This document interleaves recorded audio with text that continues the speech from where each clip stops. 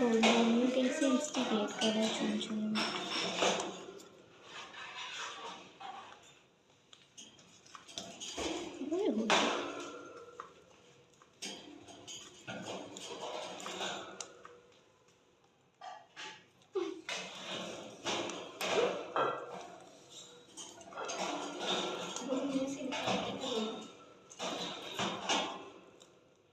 भूलिए देखिए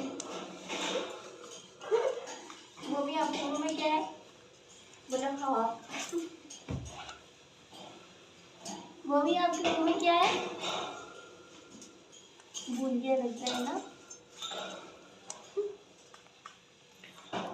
ओ याद आ गया। Oh my God.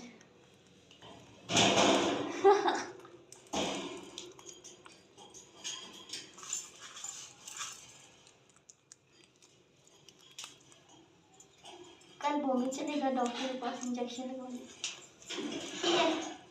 ठीक है रोमियो, रोज ही कहता हूँ मैं।